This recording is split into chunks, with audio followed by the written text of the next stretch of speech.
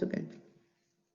Good morning. This is Professor Carver, and today we are going to talk about another chapter that is also common with no major biology, 1406 and 1408.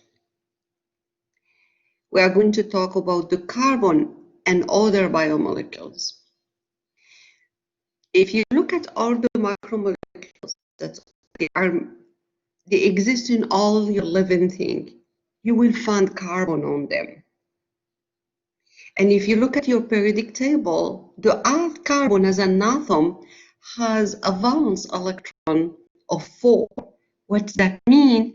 That means he can make a 4 bonding. He needs 4 more electrons to obey to oscillator rule. So therefore, it can make 4 bonding. This bonding can be either single, can be double, and the atoms are, they can be single atom, like meta is just hydrogen, CH4. He can be also other big complex molecules. So therefore, and because of this tetravalence, and because carbon is an organic atom, we call it backbone of life. So these chapters, we are going to divide it in 2 big parts. Carbon, the backbone of life, will be the first one. So if you look at the major constituent of all the living things, hydrogen, oxygen, nitrogen, carbon, which one has a possibility to bond to more atoms or more other molecules? If you look at the hydrogen, he has only 1 valence electron. He has possibility only to bond to one another atom, one another molecule. Oxygen have 6, so the 6 in his last shell, so his valence electron is 2. So he has possibility to bond only to 2 times. Nitrogen 3 times. Carbon is the one that has more valence electrons, has a possibility to make 4 bonding.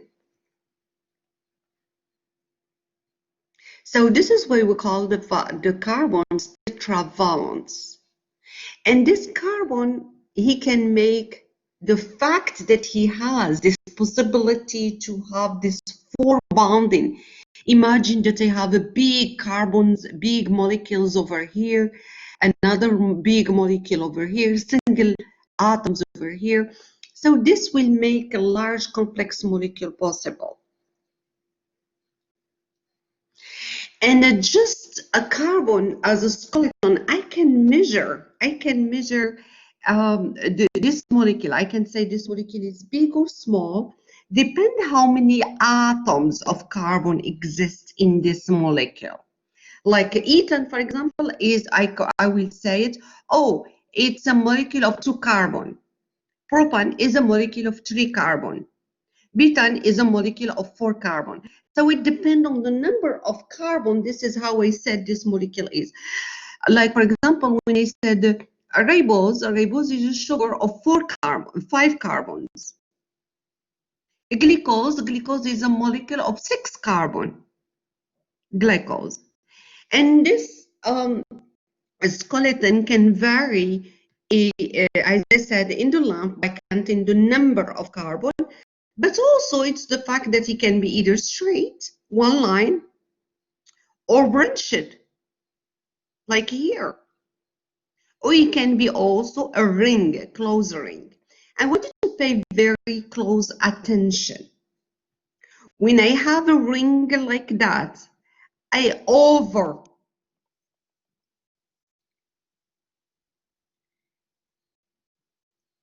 it's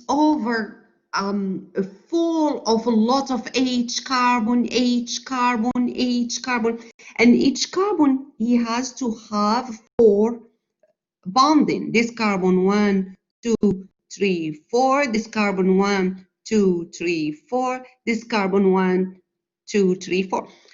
So to making it easy, like a cyclohexane, to making it easy, what I do, I just do a close ring. So when I have a ring like that,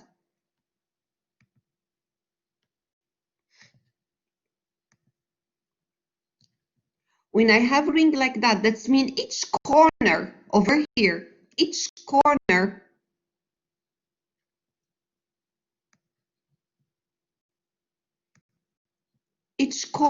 of my ring has its a carbon atom, and it has a hydrogen bond into it.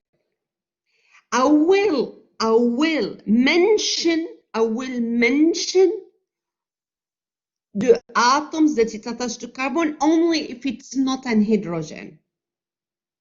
And also we have to respect in the ring if there are any double bonding. Look at this benzene, for example. It have a double bond over here. You have a double bond over here and double bond over here. So when I make, and it's only carbon and hydrogen. So when I make my ring, I have to respect that I have the bonding over here and here. So the molecular diversity arises from variation in the carbon skeleton. An atom of other elements can be bonded to the atom of the carbon skeleton.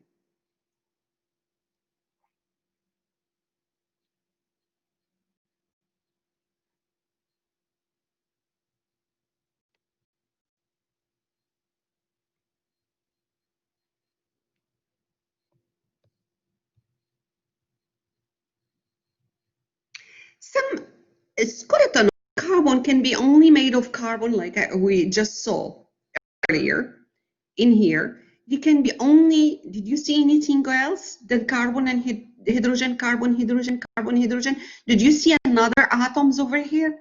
It doesn't matter if it's single or double bonding between the carbon and carbon. It's only carbon and hydrogen.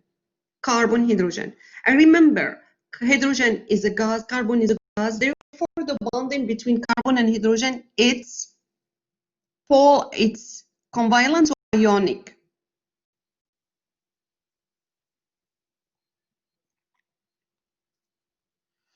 Are they going to share electrons covalently, or are they going to attract the electrons from each other? One atom will attract electrically the electrons from the other one. Is it covalent or is it ionic, each bonding, carbon, hydrogen? Imani?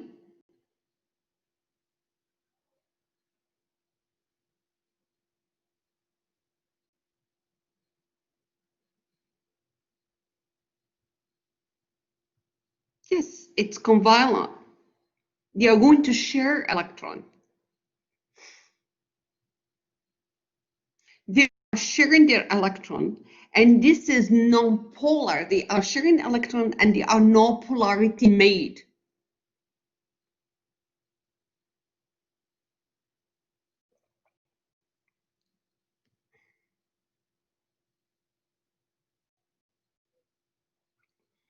So this is covalent non-polar bonding. This is another covalent non-polar bonding. This is covalent non-polar. It's time carbon hydrogen. It's non-polar covalent bonding. And those, they are only those skeleton. Look at that, the diversity. I can have a molecule of 2 carbons, 3 carbons, 4 carbons, another molecule of 4 carbons over here. They can be either branched, like the methyl propane over here, commonly called isobutane, or in a ring like the cyclo or the benzene, cyclohexane or benzene. And they are made only of carbon and hydrogen. Those carbon skeleton, we call it hydrocarbon. Hydrocarbon. They are organic molecules that consist only of carbon and hydrogen. And they are organic because they are made only of organic atoms over here, carbon and hydrogen.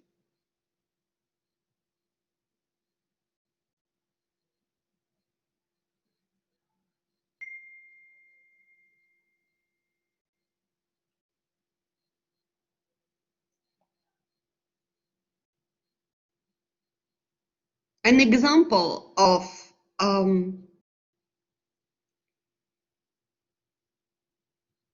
a lipid is a skeleton of carbons. But I have some oxygen that are attached to non-hydrocarbon compound. This is all, you see those gray and black?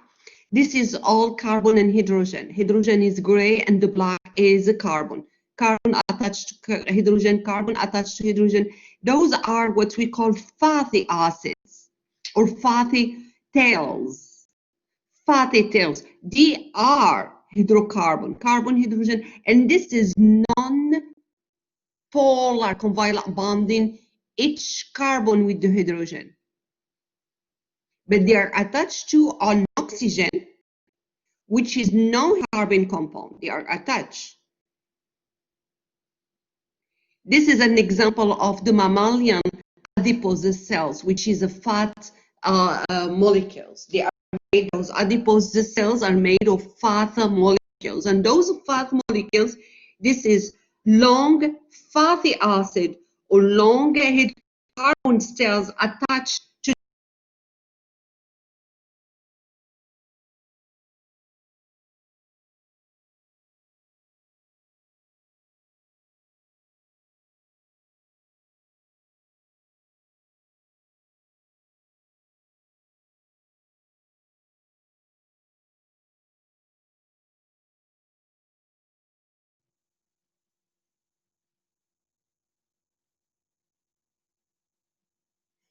So let's just to focus a little bit about this characteristic of those hydrocarbons molecules.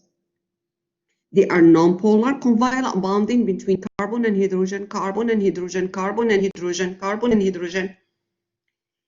This make the molecule not interacting with water because there are no polarity. And there are so many non-polar covalent bonding between carbon and hydrogen that the entire molecule is very clearly very hydrophobic, not hydrophilic. So let's go back to this fatty acid. All these parts, are they going to interact with water? Those tails?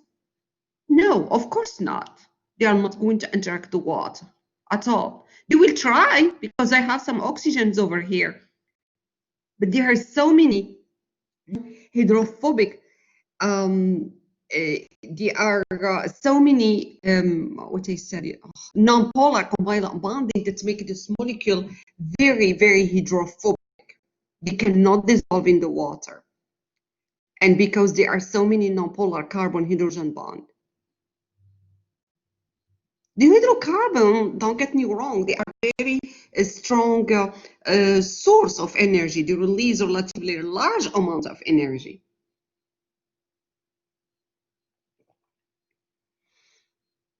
When you make, for example, when you make a vinaigrette, oil, and you mix it with vinegar, and you try to shake it, what you are seeing, you see that the oil and dissolve into your solution? No, if you leave it standing up for a few minutes, you will see that the oil already being rejected in the surface. It forms a film in the surface. This is because the oil is very hydrophobic. It cannot interact with the water, cannot dissolve in the water. If you shake it, you will see that it dry. And then when you let it down, rest for a few minutes, you will see this film because the oil got rejected by the water that exists in the vinegar.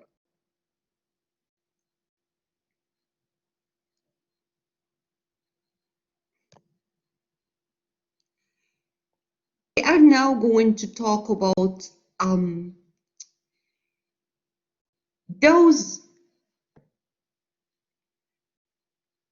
molecules that they are made of carbons as a backbone, but they are having the same molecular formula. So, for example, the pentane over here, if I write it down, how many carbon you are seeing in the pentane?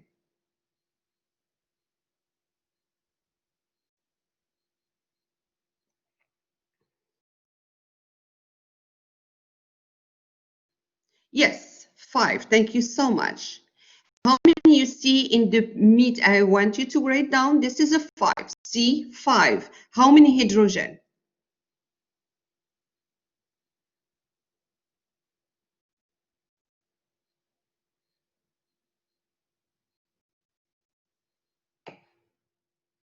All right, so it's C5H12. Methylbutane. How many carbons you are seeing? And how many hydrogen? 12. Exactly. So both of them have the same structure formula, which is a C5H12. They are both a molecule of 5 carbons and 12 hydrogens, right? But if you look at their structures, they differ.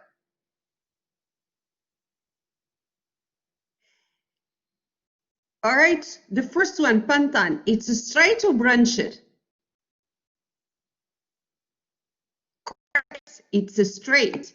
The second one is a branched, and therefore they don't have the same property. So therefore, the definition for isomer, they are molecules that has the same number of atoms of the same element, but different structures, and therefore they have this different properties. The pentan properties is not the same than the methyl butane. So this is what we call structural isomers. They are identical on the molecular formula, but they don't have the same structure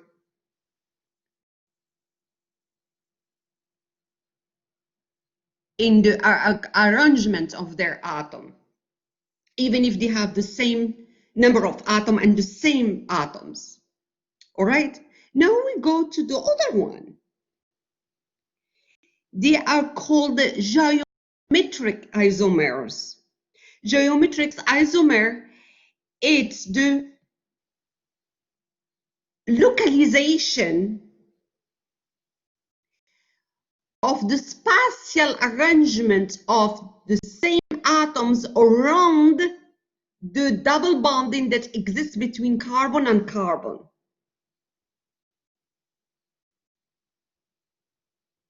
Knowing that, you have to know that the double bonding does not allow the atom to rotate freely around the bond axis.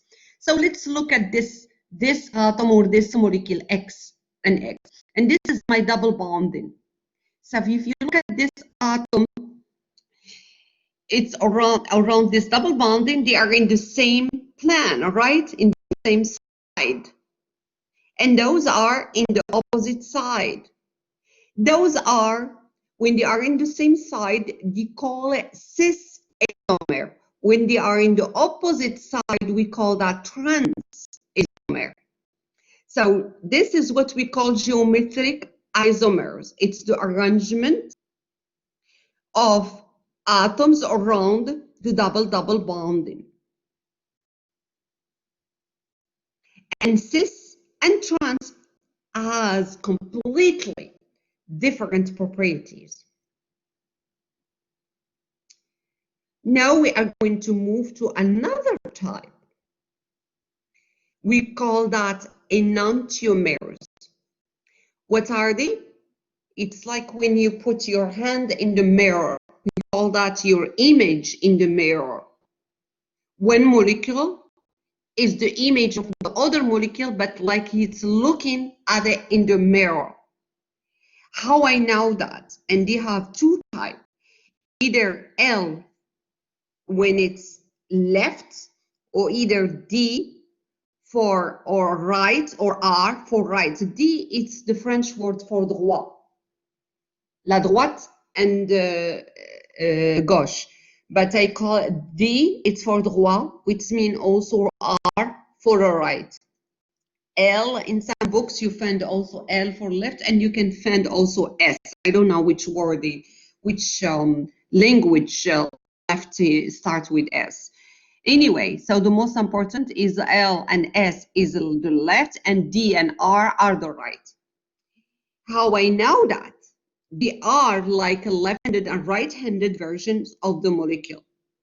They are possible when the four different atom or group of atom are bonded to an asymmetric carbon. What is an asymmetric carbon? It's a carbon that is bound to four different atoms. And those atoms should be COH, NH2, CH3, and hydrogen. 1, 2, 3, 4. So this is my symmetric atom, carbon, asymmetric carbon. This is also my asymmetric carbons. How I know that this is L and the right and the D? Very easy, stay with me. I have to read, take a piece of paper, write me the word corn, C-O-R-N, capital. I want you to write it down. You done it? Okay, so we are going to read the word corn and then have to follow C-O-R-N.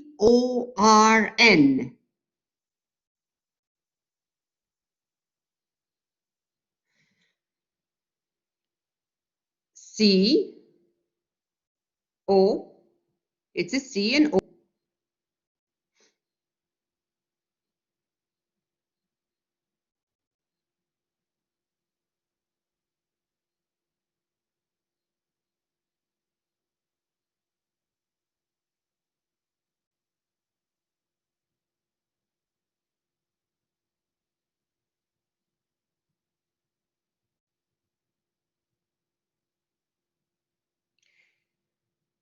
And they have to go, when you are moving, reading the word C-O-R against the clock, it's an L.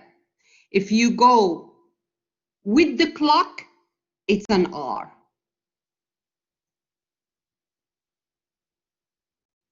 C-O-R-N, C-O-R-N. The R here is CH3.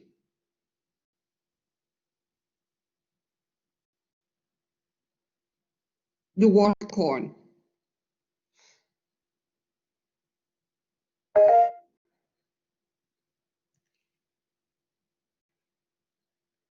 The corn rule. C-O-R, it's a CH3, N. H doesn't count, okay? You don't count the hydrogen by itself. C-O-R, that's my R, N. I am going where? C-O-R-N. I'm going against the clock. So this is an L. Again, C-O-R-N. I'm going toward the clock. So this is a D or R. This is L. This is a D. Let's train your Amani. I come back to you. Let's do this. Here the R, it's this big molecule. So it's CO. I am going here, going to the R, coming to N. That it's against the clock. So it is an L. True, this is an L-dopamine, which has a role effective against Parkinson's disease. The same molecule, but this is a D form of the same molecule, dopamine. But this is an R or D-dopamine. This is have no biological activity, however. This one has an activity on Parkinson's disease. This one has no activity. Let's see first for sure that this is a D. So let's write the word C, right? O, I am moving, R, and I am going to N. I'm going toward the clock. So this is real D or R. Okay? So this is the thing characteristic of those D dopamine and L. I mean L and D. When one is effective, the other one is not effective. This is the L dopamine is effective, the D dopamine is not effective. We have the D albitrol, for example, for asthma. It's the one that is effective. And the L, I believe, the L albitrol is not effective. So it depends on the molecules. The same structure, the same thing, is just they are image of each other in a mirror. One is R and the other one is L. And when one is effective, the other one is not. So they don't have the same properties. This is enantiomer, image of each other.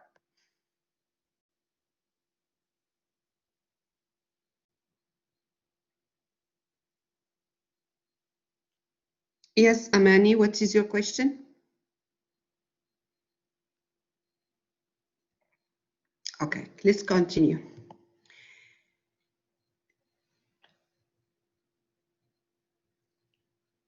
A lot of time, the characteristic of the chemical group will determine how biological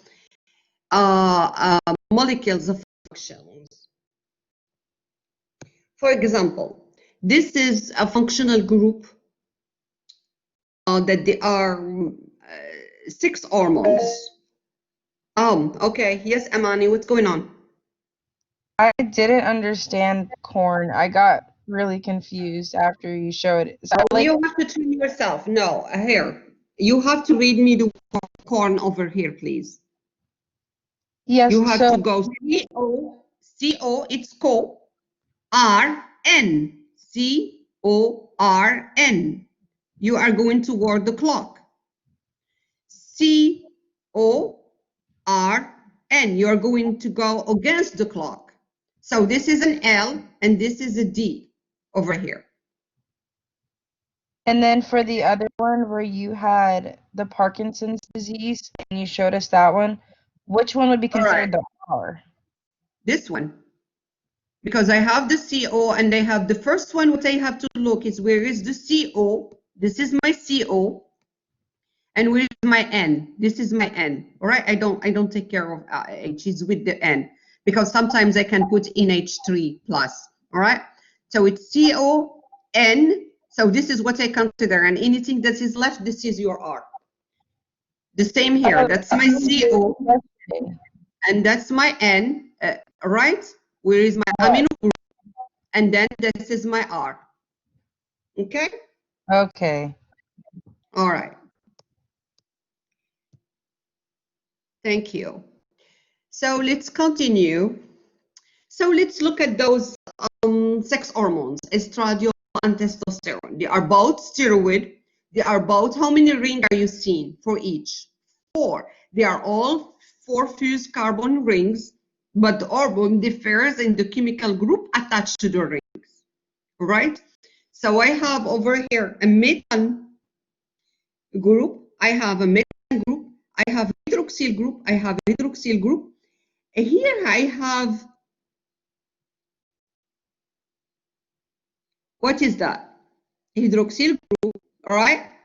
But here what I have, it's a carbonyl. We saw that during the lab.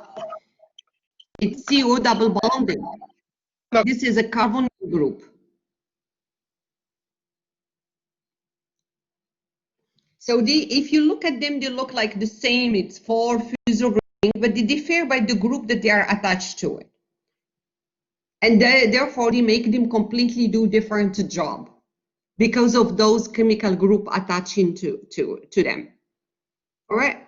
So the chemical groups, we have the macromolecules that exist in the chemistry that they are most important in the chemistry of life. Just look at yourself. You are made of what? You have carbohydrates, protein, lipids, and nucleic acid, DNA and RNA, all right? And those chemical groups, they can be attached to all of them. So they are very important to chemistry of life. We have a hydroxyl group, we have carbonyl group, we have carboxyl group, and we have hydroxyl group, carbonyl group, carboxyl group, we have amine group, sulfonyl group, phosphate group, and methyl group.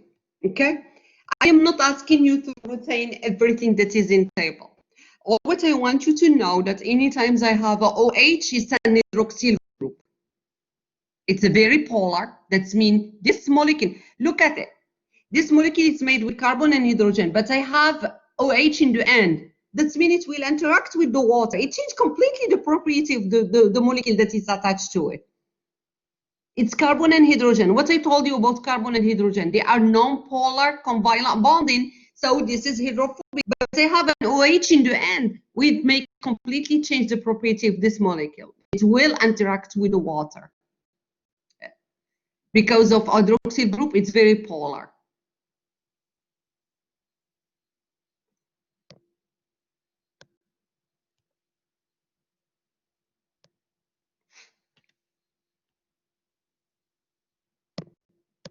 I'm trying to zoom.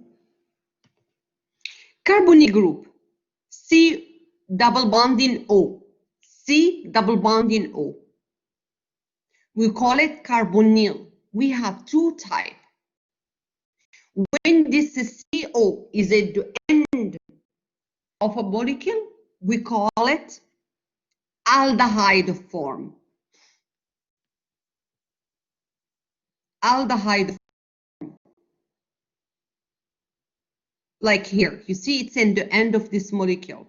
This also will change completely the property. It will interact with water because it's going to be polar over here. Or between two carbon, when this CO is sequestered between two carbon, this is called ketone. So carbonyl are two types, either ketone such as acetone or aldehyde such as propanol. When it's alcohol OH, we call it propanol, ethanol. But when it's only CO, we call it al, propanol, butanol. It's an aldehyde form. When it's completely in the end,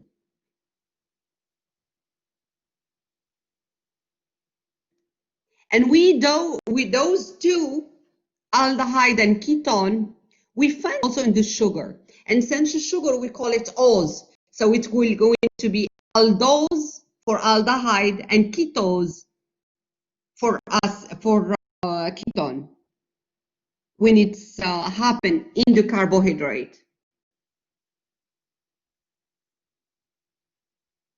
Another form, and this is when it's attached to any macromolecule, change it completely. This solution become acidic. Why? Because it's so acidic, this carboxyl group. It's carbonyl plus an hydroxyl group. You see, it's CO double bonding plus an OH. I have people that they are leaving for some reason. Even if you don't understand right now, just listen. Your brain is registering. When you start reading, you will get it.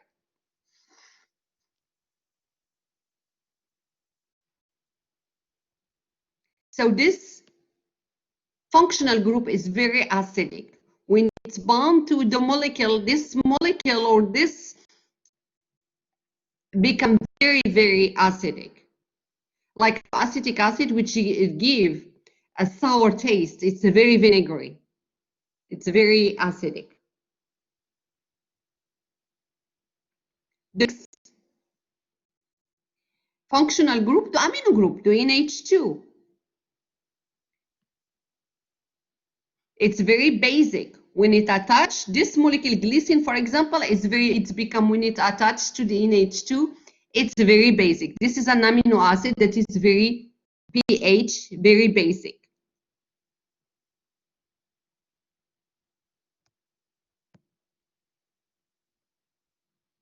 Sulfonyl, it's a sulfur, it's H. Phosphate, it's a phosphate group.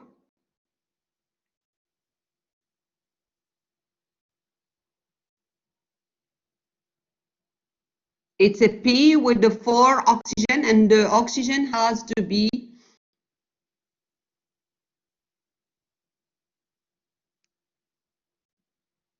And this, it's the backbone that provides the backbone for the phospholipid.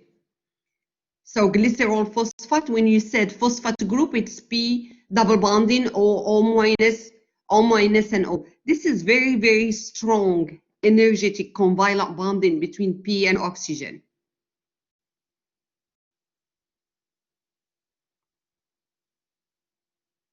This is why adenosine triphosphate group on the adenosine. This is why it's a source of energy for the cell, because it's very energetic. One phosphate group, it's very energetic. So imagine three phosphate group in one single molecule, lot of energy. And then we have the methyl group, CH3. We use it actually as a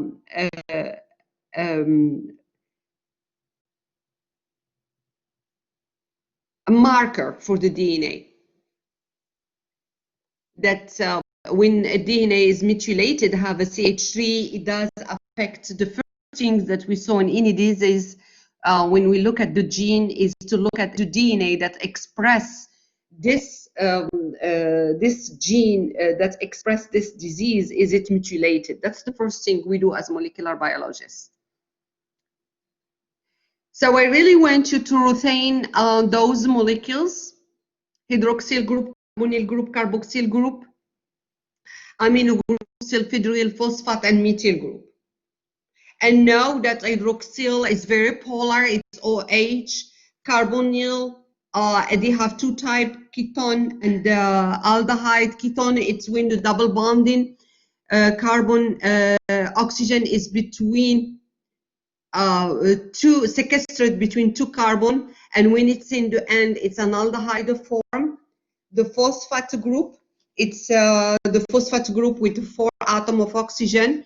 Sulfhydryl, it's H, methyl, it's CH3. Carboxyl, it's a COOH.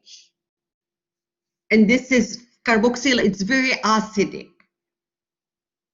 So when it attached to any molecule, this molecule become acidic. And the amino group, when it's attached to any molecule, this molecule become basic, pH more than 7. So now we are going to talk about those structure and the function of the macromolecules. The macromolecules, we have 4 classes of macromolecules. We have carbohydrate, nucleic acid, and protein. And then we have lipids. And realize this, that I make a space. I make those together and lipid far away from them. For simple reason, those carbohydrate, protein, nucleic acid, they are what we call the polymer. They are formed from repetitive units. Carbohydrate, for example, starch that we done earlier. It's a carbohydrate, it's a polysaccharide. It's made only for glucose. It's a repetitive unit of a monomer. In this case, the monomer or macromolecule, it's called the glucose. Monosaccharide. It's another monosaccharide with another monosaccharide. They make a polysaccharide. Protein, what is it? It's also an assemblage of repetitive units of amino acid. They are making those polypeptide. Nucleic acid, what is it? It's a repetitive unit of nucleotide. Lipid, we don't have repetitive units on it. So therefore, it's not a polymer. It's not. Like cholesterol, what is it? It's just a fused ring. That's it. Monoglyceraldehyde, it's just glycerol with 1 fatty acid. That's it.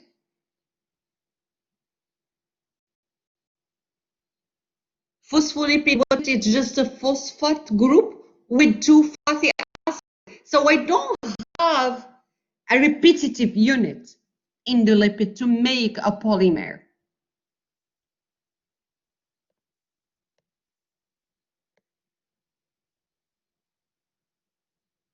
So the carbohydrate, protein, and nucleic acid form a shell like a molecule called the polymer, not the lipids. How the polymers are made?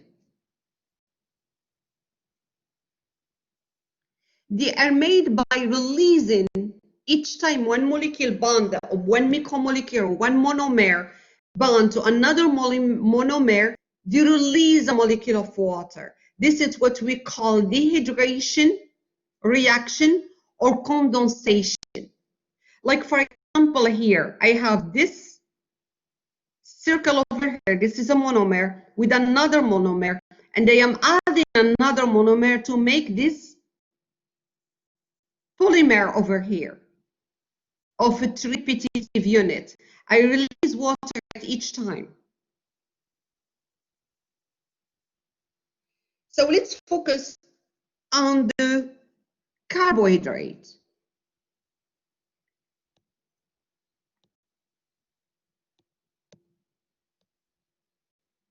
And the opposite, by the way, I can catalyze this polymer by adding water and break down by adding water. This is what we call hydrolysis. Carbohydrate, function, source of energy, right?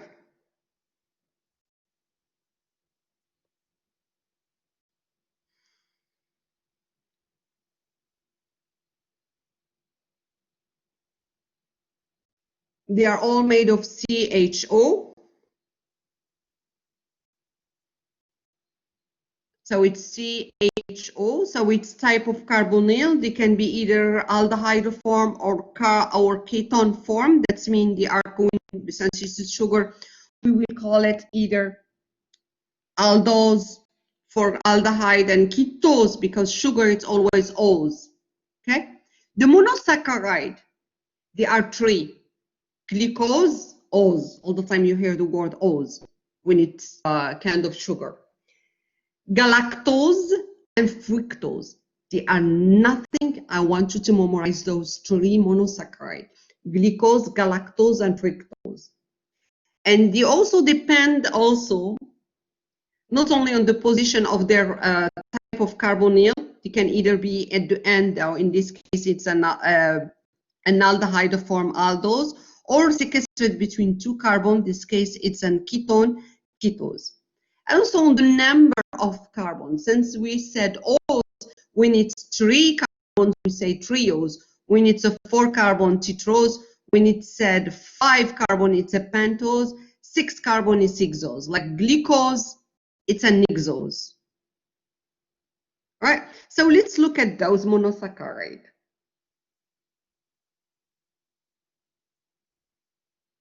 If you count the number of carbons over here, they are all 6. So they are all hexose. Number of hydrogen, 12, and number of oxygen, 6. But they are different. Their chemical formula is the same, but the differ arrangement of their parts around the asymmetric carbon atom. First of all, glucose and galactose, they are aldose or ketose. Look at the carbonyl is at the end. So this is an aldehyde form. So this is aldose. Where is the carbonyl for fructose? It's sequestered between 2 carbons. So this is a ketose. Thank you. E in the end, Imani. Ketose. All right? So this is aldose, ketose. That's a big difference. But also look at their asymmetric carbons, the ones that have to bond to 4 different atoms.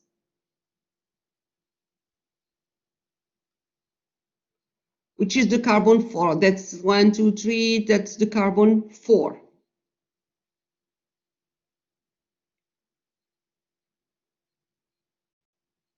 Five, 6. Okay. Now you see the hydroxyl group over here between galactose and glucose. They are both aldose, but look at their asymmetric carbon.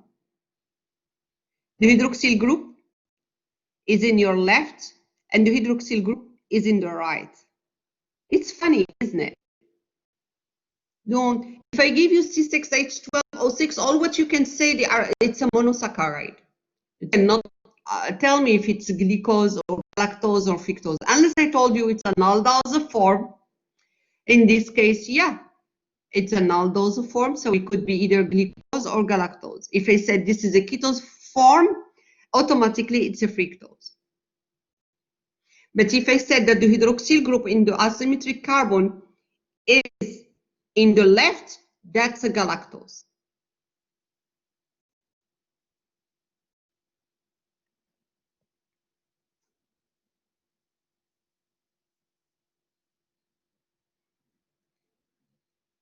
Glucose, even glucose, they are different. Oh my God. They are alpha glucose and beta glucose.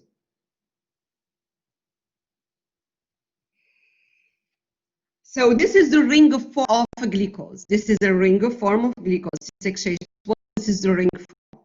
This is carbon 6, right? Here is a Y. This is carbon 6, and they go to the O, and this is my carbon 1. 1, 2, 3, 4, 5, 6. Again, 6, 5, 4, 3, 2, 1. And this is my O ring. And this is very, very, very clear. This is how I learn with my carbon 6. The carbon 6 is always the one that is outside of the ring. And then I go, this is 6, so this is 5. And my problem is that going to be 4 or this is the one that is 4? So I go to my ring and they count here. That's my carbon 1. So we go carbon 5, carbon 6, carbon 5. I look for my ring, and this is carbon 1. So if it's 1, this is 2, 3, 4, 5, 6. I always go, this is my 6, this is my 5. I look for my ring. This is my carbon 1. Yes, Amani. I don't know if you know, but whenever you, I think you might think you're pointing at it with your mouse, but we can't see that. So whenever you're saying something and pointing at it, unless you draw on it, we can't see. Oh, thank you for letting me know that. Okay, I will draw on it. Are you serious? It's weird. Oh, and what if when I use this, the hand? Yes, now Can we you can see the hand? Yes. So the hand you can see it, but the oral you cannot see it. Yes. So, okay. So thank you for letting me know that. So anything that is outside is a carbon 6, all right? So that's carbon 5. I always look for the ring. I call it a ring, like the ring in your finger, which is my O. This is all a ring. And then this is my carbon 1. So we go carbon 1, 2, 3, 4. Effectively, that's 5, and this is 6. You got it how I count my carbons in a ring form structures of glucose? All right. There are two types of glucose, alpha glucose and beta glucose. The definition said that the alpha and beta, they differ on the hydroxyl group attached the position where, on the plan of the ring of the hydroxyl group that is attached in the carbon 1, which is this one that it's in blue over here. All right. And this is my ring. So when my hydroxyl group of my carbon 1 is in the same plan, that's my hydroxyl group of my carbon 2, that's an alpha glucose. When it exists in the opposite side, then my hydroxyl group of my carbon 2, that's a beta glucose.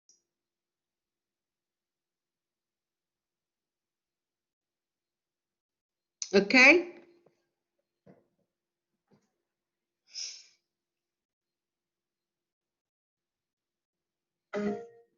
Yes, Yvonne. Okay, so on the glucose, you were counting carbons, but we cannot see any carbon there. All we are seeing is the H, not the C. Excuse me? I told you that a ring, each corner, it's a carbon. You don't have to see the C. All right? Each corner, when it's a ring, it's a carbon. This is a carbon here. This is another carbon here, carbon here, carbon here, and carbon here. So when I said carbon 1, that's carbon 1. That's carbon. Each corner of my ring, it's a carbon. That's the definition of a ring. Okay. This is exactly what we talk about when we study this. Remember, to making it very simple, I don't put anything. But each corner, it's a carbon. It's a carbon. Sometimes I can put the H, and sometimes I will not put the H. Okay, I will put only if I have hydroxyl group, or if I have double bonding, or if I have another atom or another molecule other than carbon or other than hydrogen. Okay, this is how we rate. Look at, that's a ring. This is a fused ring, but that's mean I have carbon here, I have another carbon and H over here, I have a carbon and H over here, I have a carbon. So let's focus, for example, on this carbon over here. This carbon over here, right? This carbon have OH, his band, he have to have tetravalence, right? I have another, he's band to another carbon, that's mean I have a H over here. Let's focus on this carbon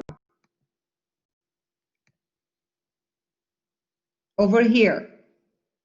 This carbon already bound to this carbon and to this carbon over here. So we still have two tetravalents. I have all the time to complete. So that's mean I have an hydrogen over here and then hydrogen over here. All the time, each carbon, you have to complete tetravalents. So this carbon, I have already a carbon here, and they have a carbon over here. So I am going to complete it with two more covalent bonding with the H. This one, this carbon is bound to this carbon. I have a bonding here with this carbon. I have a bonding here with this carbon, and they have a bonding. So I still have only one bonding. You see what I mean? All the time you have to complete your tetravalence of each carbon.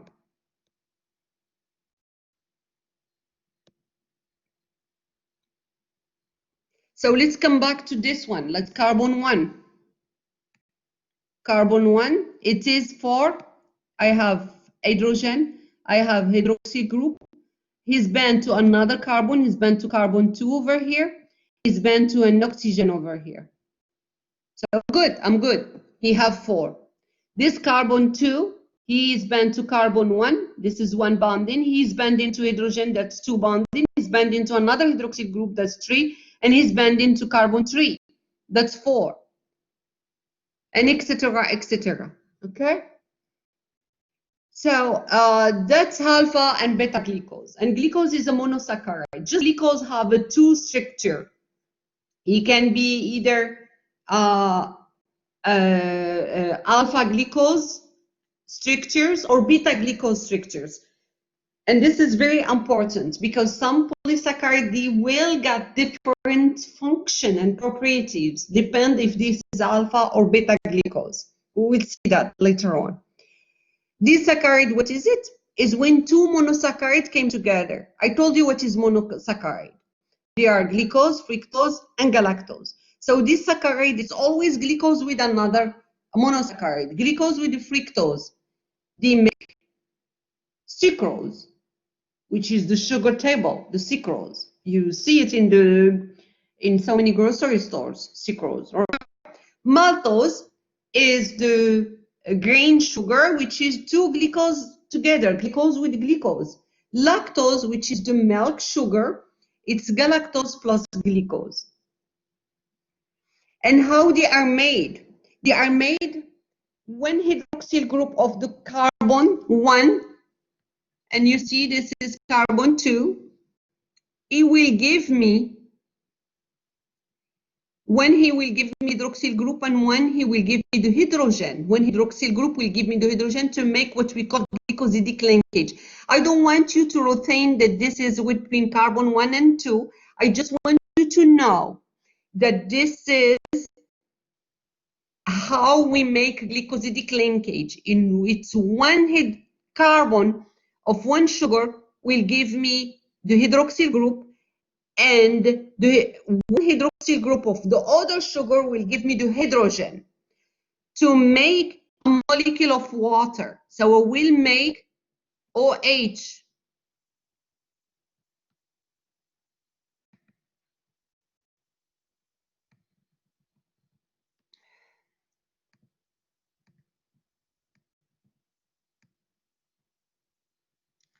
OH plus H will be H2O.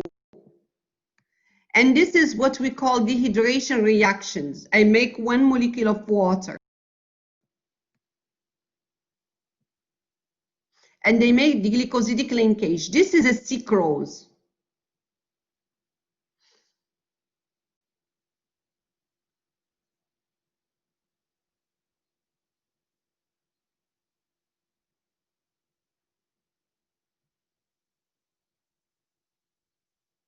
It's a disaccharide between glucose and fructose by releasing a molecule of water. And they can reverse this reaction and go from sucrose, and instead of making a molecule of water, I will add a molecule of water. This is called dehydrolysis. And they can separate my disaccharide into monosaccharide. But I will add an enzyme, which is the sucrase.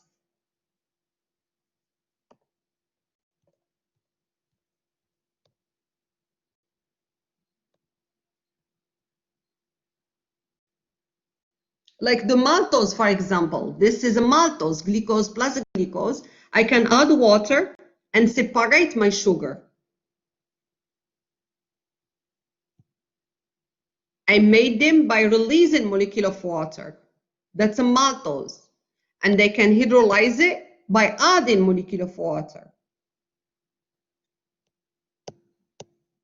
So these reactions of disaccharide, forming disaccharide, can be reversed by a reaction that we call hydrolysis.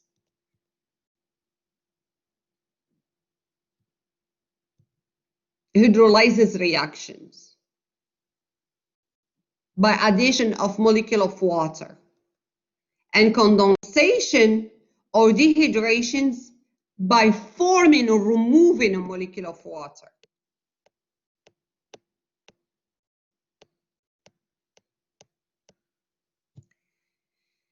So let's move to the polysaccharide. Polysaccharide, it's a long chain of monosaccharide joined together.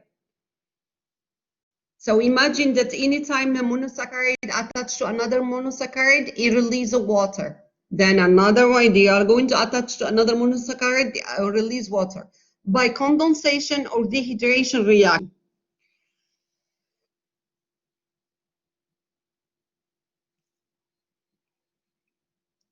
Let's talk about starch, since we done an experiment with starch, which is the amidon.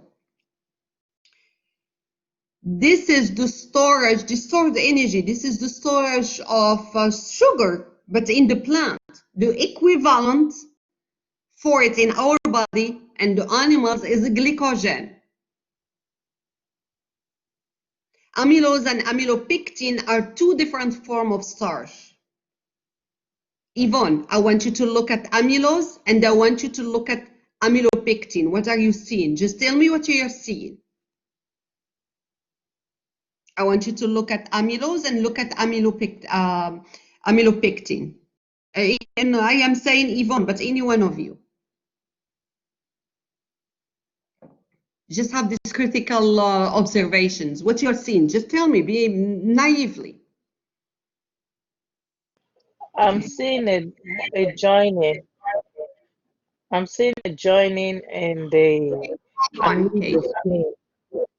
You are seeing a very repetitive init of a molecule of glucose, right? Of a ring form.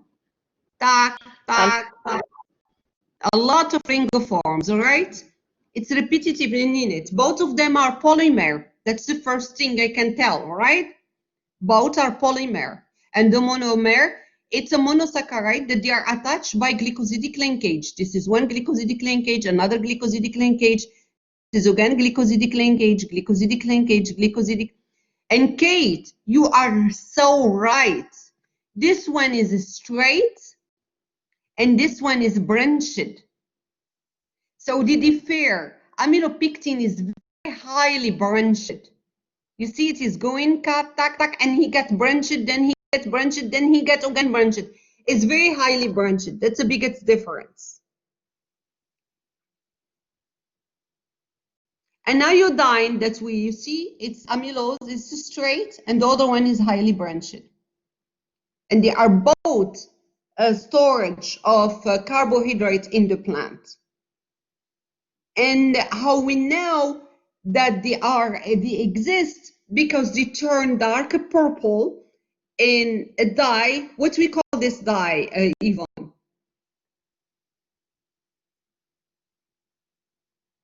The one that we done in the lab. What we call the dye? I can't remember. Kate? Imani, yes, it's iodine. Iodine highly. Thank you. Right, It's thank you. iodine. When we use iodine, it turns purple, you remember? Glycogen is the same thing. It's a storage of polysaccharide, but not in plant. It's in animals, and it's very, very highly branched. It's also just a molecule of glucose. Very highly branched. We have another polysaccharide in the plant. And this one, it's not a functional. It doesn't have a job as a function, storing energy, giving energy. He have a function as a structure. He gives a structure, and we call it cellulose. Like the cell wall of this plant, of the cell, plant cells, they are made of cell wall. And cell wall, it just make of glucose. And it's unbranched. It's just another glucose with another glucose with another glucose with another glucose.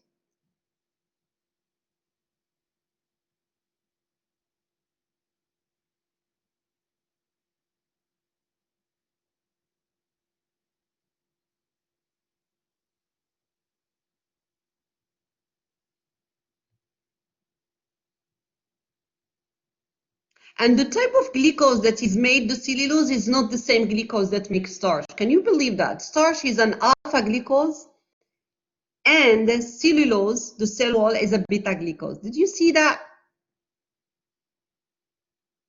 They are both glucose, but when it's an alpha, it is a starch, and it's a function. He store energy, he give me energy. But when it's a beta, his function is just to protect my cell. It's a cell wall. It's just a fence for the cell. Yes, Imani. So are the very long chains of like glucose monomers, are those the Imani, polysaccharides? you are cutting off and they cannot hear your questions correctly. Can you hear me? I hear you, but you are cutting off. Say it again. For the glucose monomers, the long chains, are those polysaccharides? Yeah, it's a repetitive unit. This is a very long, very nice polysaccharide. It's a green one. It's a monomer. This is one monomer of glucose, one another, another, another, another, another. This is a polysaccharide. And this repetitive unit, because you see it's a repetitive unit, all right, this is a monosaccharide. This is one monosaccharide, and this monosaccharide for cellulose is a beta glucose. This is the monomer.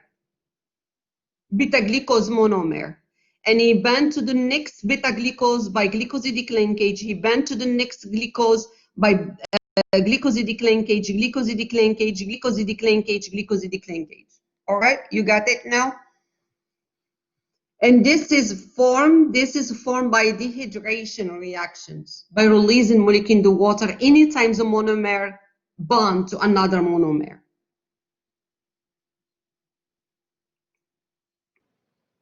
We can't see what you're pointing at. I didn't point anything. Okay.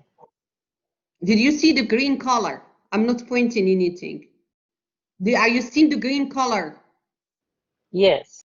Are you seeing beta glucose monomer? Yes. All right.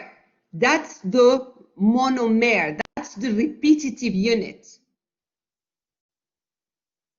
Do you see that it's repetitive? Are you seeing it? Yes. One, it's a ring. It's a beta glucose monomer.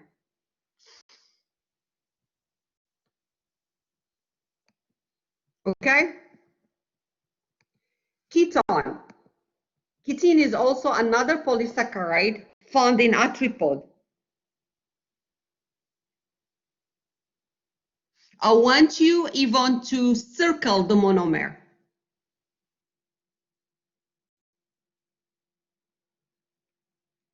Circle the repetitive unit.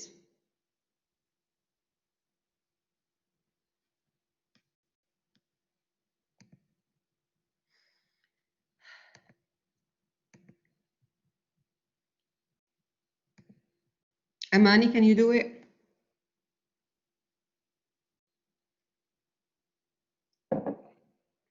Amani? Can you circle the monomer? Exactly. Thank you so much. Did you see it now, Yvonne? That's the repetitive unit. That's the monomer for ketone. And you know that this is what we use for surgery. We classify that and we use it for surgery as the sutures. Those ketene, which is a structural polysaccharide that this arthropod made. All right, I want you to practice yourself here. You told me which one is the sugar and which one is not. Amani, I think you got it. Kate, I think you got it.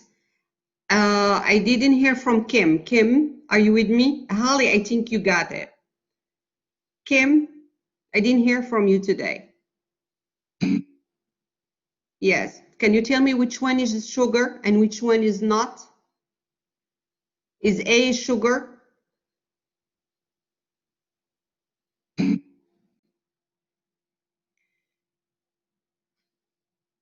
Amani?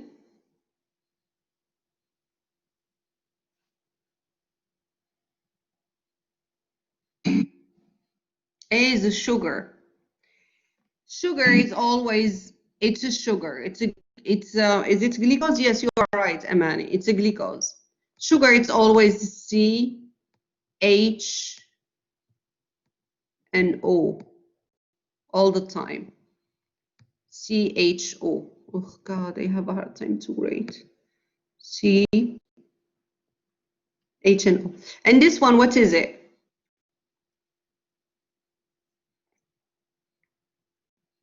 B, it's not a sugar, but what is it? Can you guess? Amani? Kate? It's not a fatty acid. No, no, no, no. Kim. No. Stop.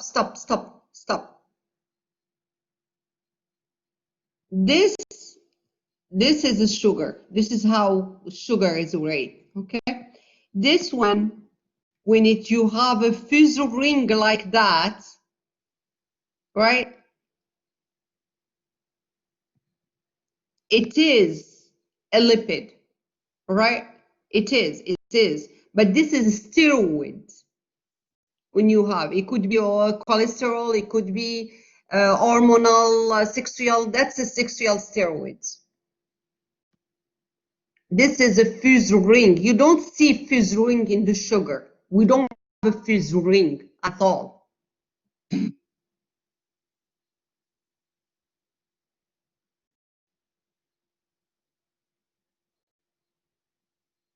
I quite don't understand you, Imani. This is a molecule. It's not a functional group. It's a molecule that have some functional group. We have methane over here, methane over here, methane over here, methane over here, and you have an hydroxyl group over here. You have an hydroxyl group over here.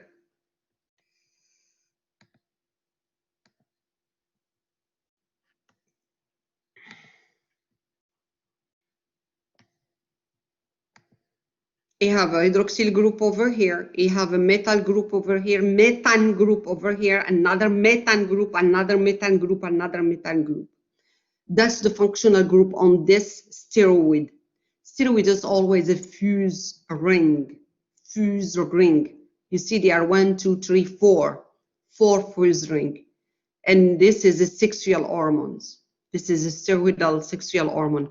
This one, it's not a fuse ring. This is very typical sugar molecules. Okay, I am losing my practicals. Now, I want you to pay attention and tell me, how do you know that this is not a sugar?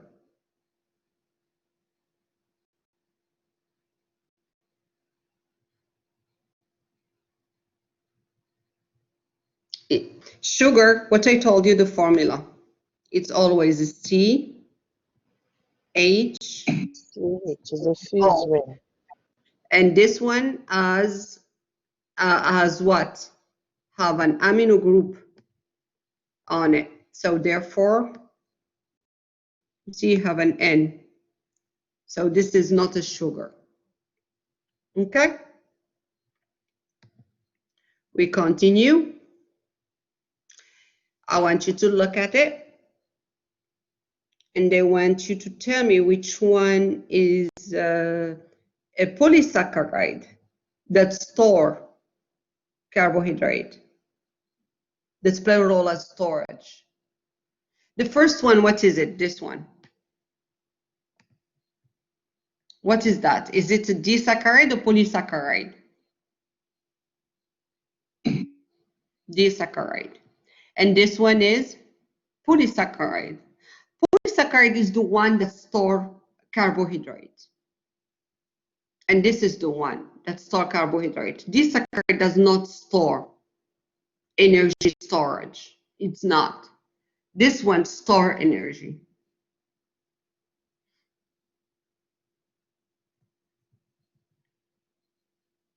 Polysaccharide, some of the polysaccharide have a function as stores of energy and function of structures.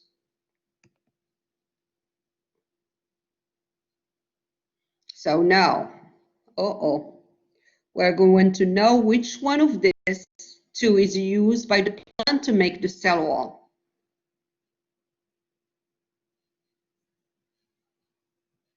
The cell wall is made of alpha or beta glucose. Beta. So which one is beta?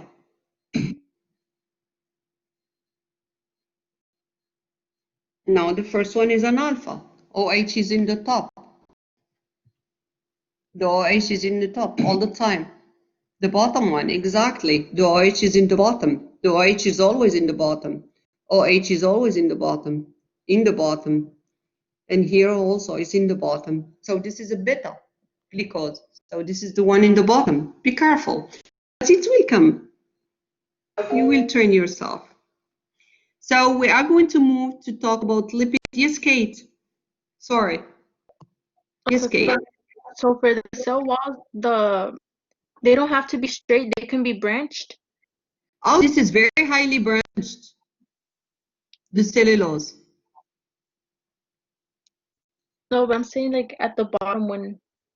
It's very branched. So that one's for the plant, right? Yeah. Okay. The cell wall exists only in the plant and some bacteria later on. We will look at it. All right. You will get to it. You will understand that. Just review as soon as we finish the lecture. And I don't want, because it's going to be download too heavy, I think I will stop in like 30 minutes, okay? Let's see how much we can get in 30 minutes. Because right now we are almost at 1 hour, 30-minute lecturing. So let's go for like 2 hours and we stop, okay? Are you following me, guys?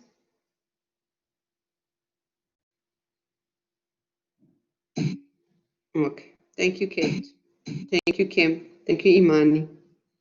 So we are going to talk about lipid, the fat, oil, butters, all right? Some fatty adipose tissue too. They are very hydrophobic, guys. You can't dissolve fat into water, can you? No, you can't. It is very hydrophobic. Hydrophobic, that means they cannot interact with the water. They are not water loving. They are rejected or repelled by water. Their function is to store energy. They play a role in insulation and cushion. Did you realize that by the kidney we don't have a skeleton, we don't have bones that cover the kidney, but we have a lot of fat covering the kidney. And so when we fall down in our side, we don't every time crush or smash our kidney. We have a lot of fat around them, so it's cushions. And some also are hormones like the steroid sexual hormone, and some of them also have a structural role in the cells. So fatty acid, a long chain of carbon ending in carboxyl group. This is what we call it, fatty acid. Remember which functional group is acid? COOH, carboxyl group. This is why we call it fat and acid, because of the presence of the acid carboxyl group. My dad all the time told me this.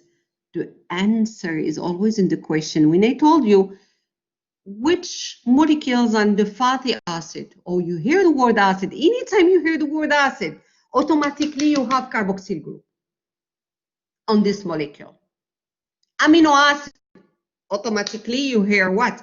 You hear amino group and you hear an acid group. And which one is the acid group? It's the carboxyl. You got it? Please, carboxyl is the acidic group. Anytime you hear acid, acetic acid, for sure it's carboxyl group. Amino acid, it has carboxyl group. Fatty acid, it has carboxyl group.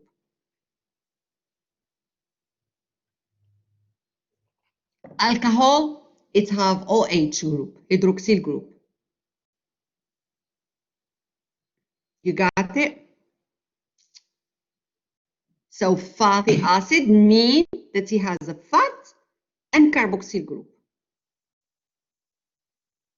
So we're going to see this molecule of glycerol that is attached. You see this is fatty acid 1 and it's different to the fatty acid 2, and this is different to the fatty acid 3. Don't get me wrong, I mean, they can be the same. This fatty acid can be repeated 3 times.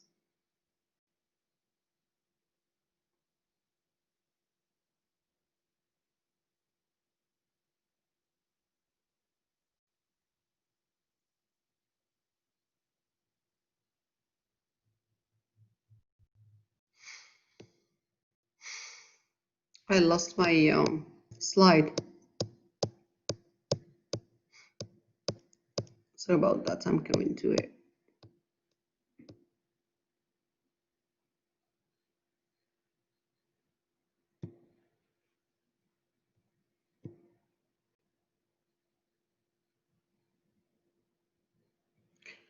Glycerol, what is it? It have all in the end, and anytime is an alcohol, all, you have hydroxyl group in the end. I want you to know how to read the molecule. I said glycerol, that means you have OH in the end, this molecule. You have 3 OH. The glycerol have a 3 OH in the end, and each OH can interact with the fatty acid, can interact with the carboxyl group of the fatty acid, because this is the only part that is hydrophilic in this fatty acid.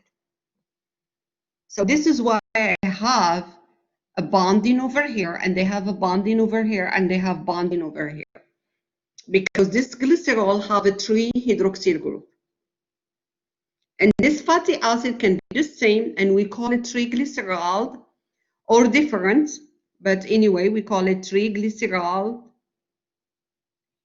It can be also only one fatty acid, we call it monoglycerol, or 2, and we call it diglycerol.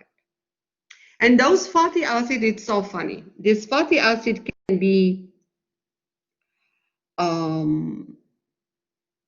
saturated or unsaturated. Oops. Oh, what Dr. Carver she's using. She's using 2 different words here. Saturated and unsaturated. Saturated is when my molecule of fat does not contain any double bonding between carbon and carbon. So look at it. Did you see any double bonding carbon, carbon? Let's look at it with you, okay? Single bond, single bond, single bond, single bond. Did you see any carbon, carbon double bond over here, guys?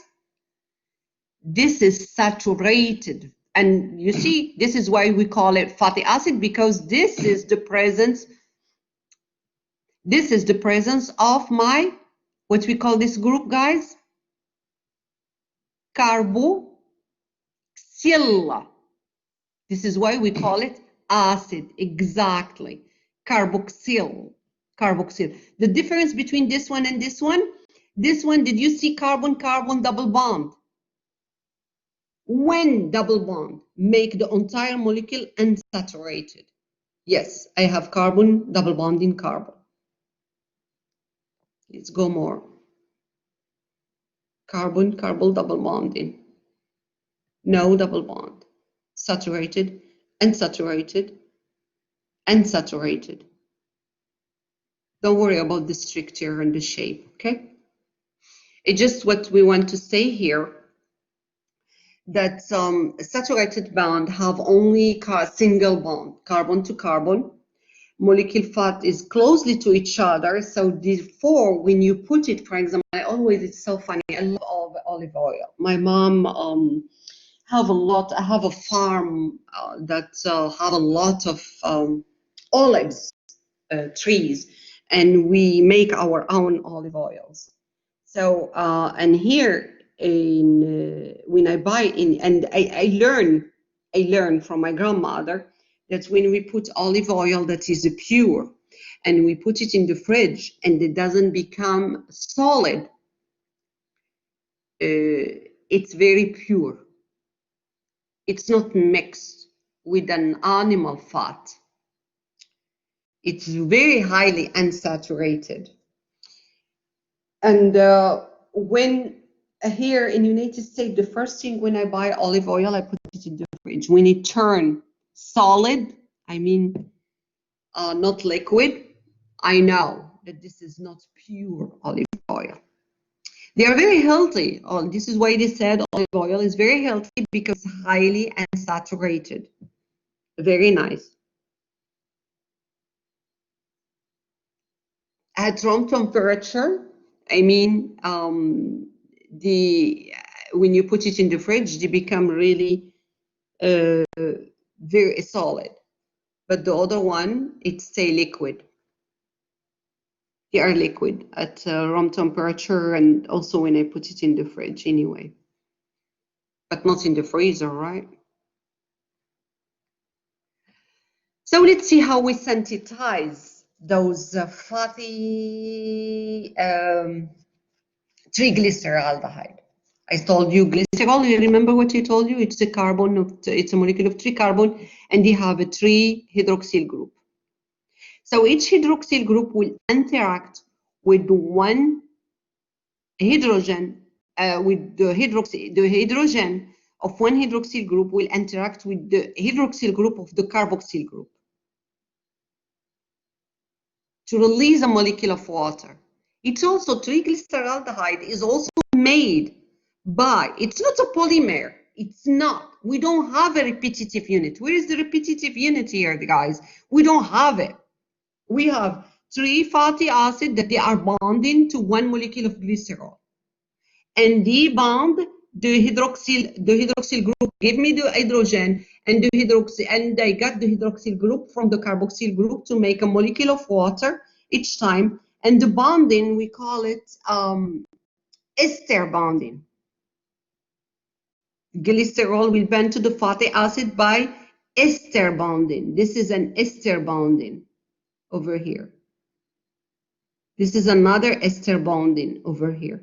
This is another ester bonding over here. In this case, this is 3 similar fatty acids, but this fatty acid can be different from each other, or can be different only from one. It depends. And glycerol can only bond to 1 fatty acid, and we call it monoglyceride, or 2 fatty acid diglyceride. In this case, this is a triglyceride or glycerol, triaglycerol. Those fatty acids can be saturated or unsaturated.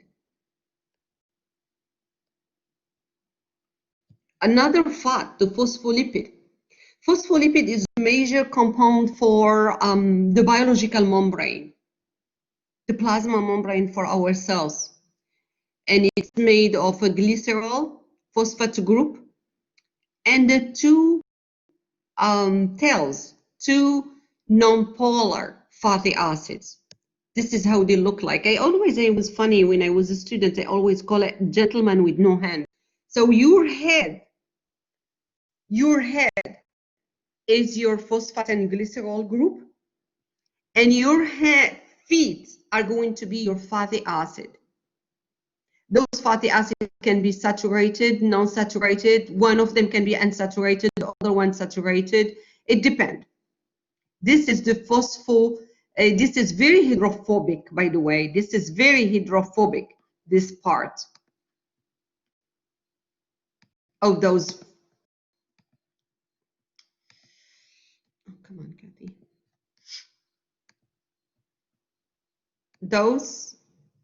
This is very hydrophobic. And it's funny, this part interact with water. So you have phosphate and then 2 fatty acids. One part of this phospholipid is hydrophilic, interact with water, and one part does not interact with water. So you are a scientist, all right? And I am telling you, I am a biophysicist, and I discovered that the plasma membrane of the cell, which is the fence around the cell, is made only of phospholipid. And realized that it's a bilayer of phospholipid. That means I have 2 layers of phospholipids. That's my cell. And this is my nucleus. And this is my plasma membrane. And if I look at my plasma membrane, I am going to see that they are made of bilayer like that. One layer and another of phospholipids. Now I'm going to choose another color. Knowing that my cell, 90% is water. Inside of my cells is fluid, and outside of my cells is also fluid. So I have my cell.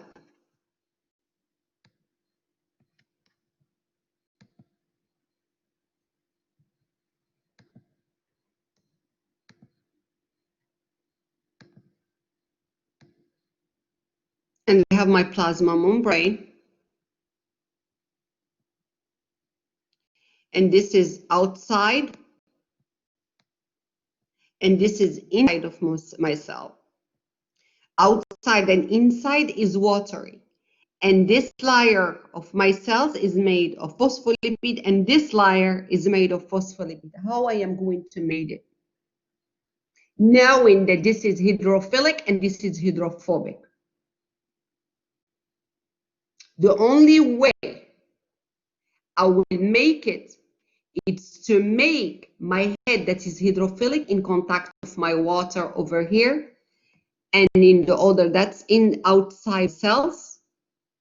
This is extra.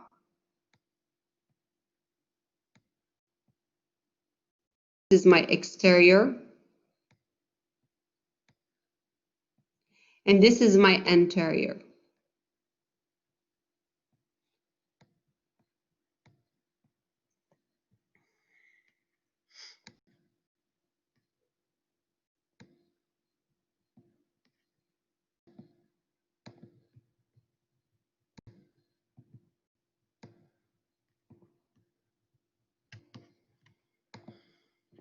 This is my anterior over here.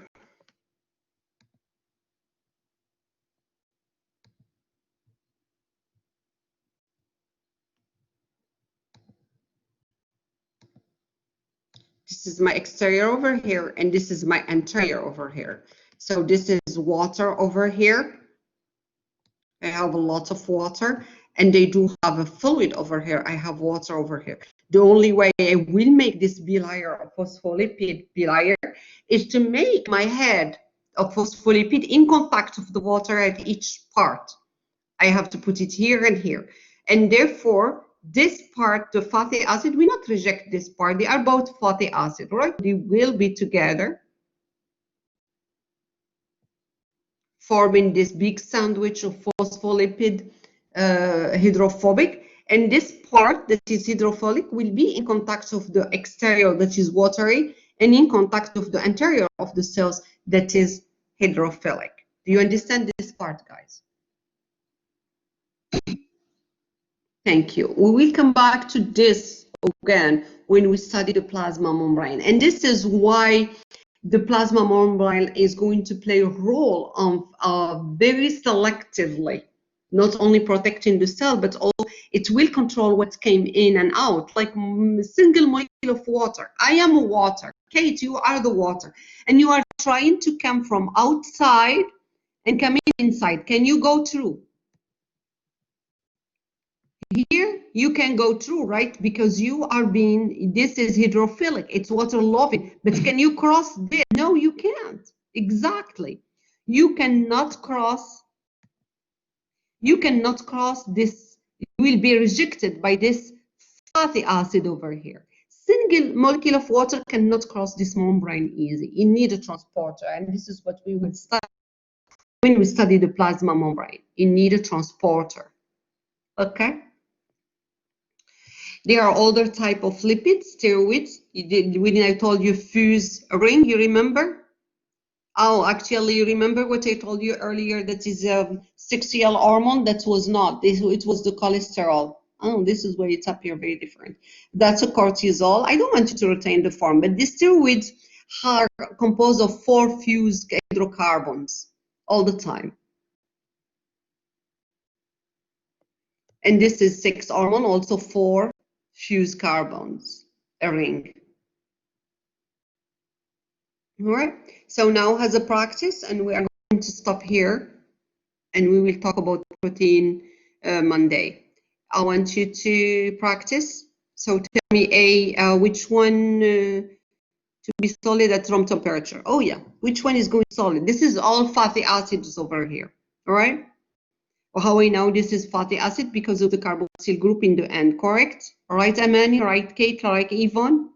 Hydroxyl group in the end. So automatically, and this is all carbon, hydrogen, carbon, hydrogen, carbon, hydrogen, carbon, hydrogen, puff, double bonding, carbon, carbon, carbon, hydrogen, carbon, hydrogen, no double bonding, double bonding, double bonding. So which one is going to be solid at room temperature? A, B, or C? For B, exactly. Why, Kim? Yes, yes, highly, yes, Imani. Why? because it's non, is it saturated or non-saturated, B? No double bonding, so therefore it's very saturated.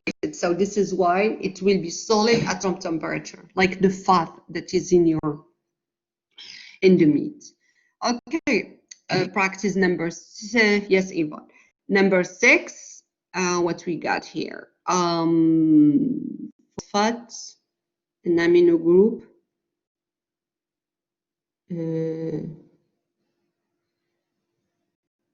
Okay, which one will be found in the cell membrane?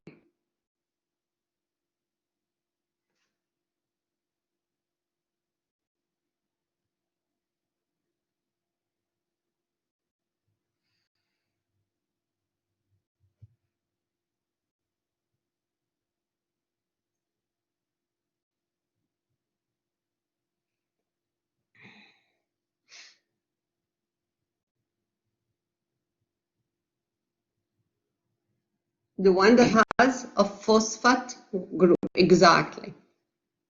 The one that has a phosphate group, correct, the top one. I think we finish. We are, you want me to finish or done? Let's finish, or we finish Monday. I want you to absorb this material first and we will talk next time about the proteins, okay? You want me to stop or finish, Imani? I'm finished Monday. Finish Monday. Stop. Please stop. Okay, okay. Finish Monday. Yeah, because we have a phosphate group. Look at that. Yvonne, I think she asked these questions. Did you see that, Yvonne? Did you see that this is a phosphate group?